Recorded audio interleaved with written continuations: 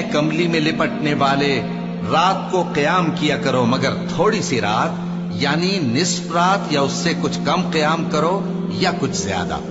اور قرآن کو اچھی طرح ٹھہر ٹھہر کر پڑھا کرو۔ ہم ان قریب تم پر ایک بھاری فرمان نازل کریں گے، کچھ شک نہیں کہ رات کا اٹھنا نفس کو سخت پامال کرتا ہے، اور اس وقت ذکر بھی خوب درست ہوتا ہے۔ دن کے وقت تو تمہیں اور بہت سے شغل ہوتے ہیں، تو اپنے پروردگار کے نام کا ذکر کرو اور ہر طرف سے بے تعلق ہو کر اسی کی طرف متوجہ ہو جاؤ۔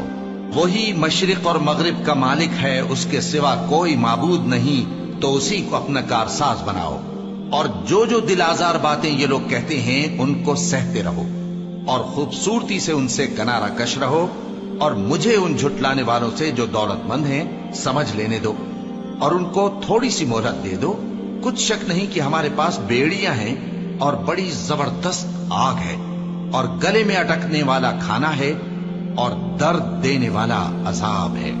جس دن زمین اور پہاڑ کانپنے لگیں اور پہاڑ ایسے بھربھرے ہو جائیں گے جیسے ریت کے ٹیلے، اے اہل مکہ، جس طرح ہم نے فرعون کے پاس موسیٰ کو پیغمبر بنا کر بھیجا تھا، اسی طرح تمہارے پاس بھی محمد صلی اللہ علیہ وآلہ وسلم ایک رسول بھیجے ہیں جو تمہارے مقابلے میں گواہ ہوں گے۔ سو فرعون نے ہمارے پیغمبر کا کہا نہ مانا تو ہم نے اس کو بڑے دردناک انداز سے پکڑ لیا۔ اگر تم بھی ان پیغمبر کو نہ مانو گے تو اس دن سے کس طرح بچو گے جو بچوں کو بوڑھا کر دے گا، جس سے آسمان پھٹ جائے گا۔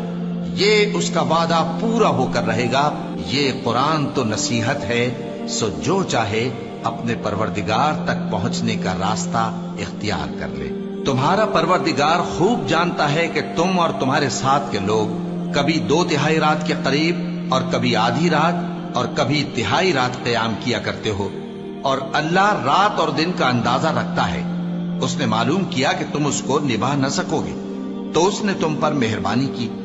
پس جتنا آسانی سے ہو سکے اتنا قرآن پڑھ لیا کرو۔ اس نے جانا کہ تم میں بعض بیمار بھی ہوں گے، اور بعض اللہ کے فضل یعنی معاش کی تلاش میں ملک میں سفر کریں گے، اور بعض اللہ کی راہ میں لڑیں گے، تو جتنا آسانی سے ہو سکے اتنا قرآن پڑھ لیا کرو، اور نماز قائم کرتے رہو، اور زکوٰۃ ادا کرتے رہو، اور اللہ کو نیک نیتی سے قرض دیتے رہو، اور جو عمل نیک تم اپنے لیے آگے بھیجو گے اس کو اللہ کے ہاں بہتر اور صلے میں بہت عظیم پاؤ گے، اور اللہ سے بخشش مانگتے رہو، بے شک اللہ بخشنے والا ہے، مہربان ہے۔